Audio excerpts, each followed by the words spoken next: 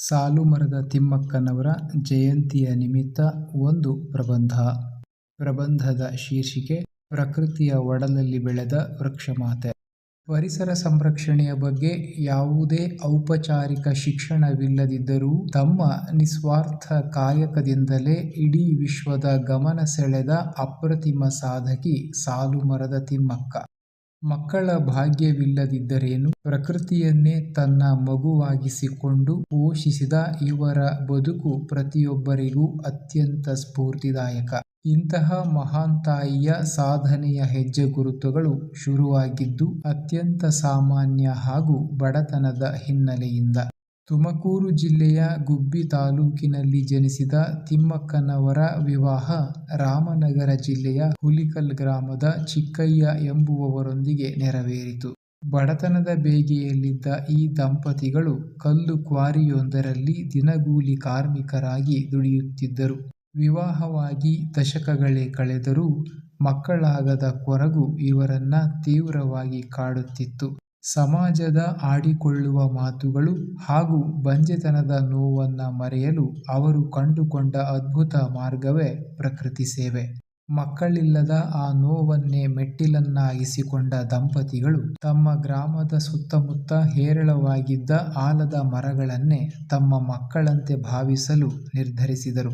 ಅದರಂತೆ ಆಲದ ಸಸಿಗಳನ್ನ ಕಸಿ ಮಾಡಿ ಹುಲಿಕಲ್ನಿಂದ ಕುದೂರು ಗ್ರಾಮದವರೆಗಿನ ಹೆದ್ದಾರಿಯ ಇಕ್ಕೆಲಗಳಲ್ಲಿ ನೆಡಲು ಶುರು ಮಾಡಿದರು. ಬೇಸಿಗೆಯಲ್ಲಿ ಸಸಿಗಳು ಒಣಗದಂತೆ ಕಾಪಾಡಲು ಪ್ರತಿದಿನ 4 ಕಿಲೋಮೀಟರ್ ದೂರದಿಂದ ಬಿಂದಿಗೆಗಳಲ್ಲಿ ನೀರು ಹೊತ್ತು ತರುತ್ತಿದ್ದರು. ಕೇವಲ ತಮ್ಮ ದಿನಗೂಲಿಯ ಅಲ್ಪ ಆದಾಯದಲ್ಲೇ ದನಕರುಗಳಿಂದ ಸಸಿಗಳನ್ನು ರಕ್ಷಿಸಲು ಮುಳ್ಳಿನ ಬೇಲಿ ಹಾಕಿಸಿದರು. ಹೀಗೆ ಸತತ ಪ್ರಯತ್ನದಿಂದ ಬರೋಬ್ಬರಿ 385 ಆಲದ ಮರಗಳನ್ನು ಹಾಗೂ ಇತರ ಸಾವಿರಾರು ಮರಗಳನ್ನು ನೆಟ್ಟು ಪೋಷಿಸಿದ ಈ ತಾಯಿಗೆ ಪ್ರೀತಿಯಿಂದ ಸಾಲುಮರದ ತಿಮ್ಮಕ್ಕ ಎಂಬ ಬಿರುದು ಒಲಿದು ಬಂತು. ಹೀಗೆ ಯಾವುದೇ ಪ್ರತಿಫಲಾಪೇಕ್ಷೆಯಿಲ್ಲದೆ ದಶಕಗಳ ಕಾಲ ಅವರು ಮಾಡಿದ ಈ ಹಸಿರು ಕ್ರಾಂತಿಯನ್ನ ಜಗತ್ತು ನಿಧಾನವಾಗಿ ಗುರುತಿಸಲು ಪ್ರಾರಂಭಿಸಿತು. ಅವರ ಈ ನಿಸ್ವಾರ್ಥ ಸೇವೆಗೆ ಅನೇಕ ಮನ್ನಣೆಗಳು ಅರಸಿ ಬಂದವು. ಭಾರತ ಸರ್ಕಾರದ ಅತ್ಯುನ್ನತ ನಾಗರಿಕ ಪ್ರಶಸ್ತಿಯಾದ ಪದ್ಮಶ್ರೀ, ರಾಷ್ಟ್ರೀಯ ಪೌರ ಪ್ರಶಸ್ತಿ, ಇಂದಿರಾ ಪ್ರಿಯದರ್ಶಿನಿ ವೃಕ್ಷಮಿತ್ರ ಪ್ರಶಸ್ತಿ, ಹಂಪಿ ಕನ್ನಡ ವಿಶ್ವವಿದ್ಯಾಲಯದ ನಾಡೋಜ ಪ್ರಶಸ್ತಿ ಮುಂತಾದವು. ಇವುಗಳಲ್ಲದೆ BBC ಬಿಡುಗಡೆ ಮಾಡಿದ ವಿಶ್ವದ ಅತ್ಯಂತ ಪ್ರಭಾವಶಾಲಿ ಮಹಿಳೆಯರ ಪಟ್ಟಿಯಲ್ಲಿ ಸ್ಥಾನ ಹಾಗೂ ಗೌರವ ಡಾಕ್ಟರೇಟ್ ಸಹ ಒಲಿದು ಬಂತು.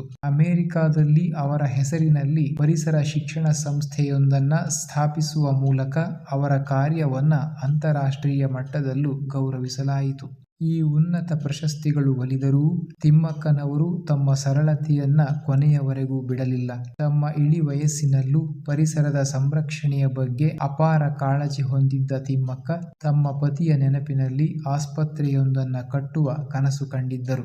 ವಯೋಸಹಜ ಕಾಯಿಲೆಗಳಿಂದ ಬಳಲುತ್ತಿದ್ದ ಅವರು ನವೆಂಬರ್ 14, 2025ರಂದು ತಮ್ಮ 114ನೇ ವಯಸ್ಸಿನಲ್ಲಿ ಇಹಲೋಕ ತ್ಯಜಿಸಿದರು.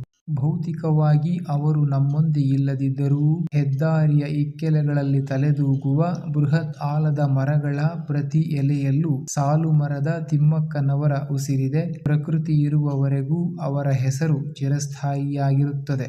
ಪ್ರತಿ ವರ್ಷ ಜೂನ್ 30 ಸಾಲುಮರದ ತಿಮ್ಮಕ್ಕನವರ ಜನ್ಮದಿನ. ನಾವೆಲ್ಲ ಗಿಡಗಳನ್ನ ನೆಟ್ಟು ವೃಕ್ಷ ಮಾತೆಯ ಜಯಂತಿಯನ್ನ ಅರ್ಥಪೂರ್ಣವಾಗಿ ಆಚರಿಸೋಣ.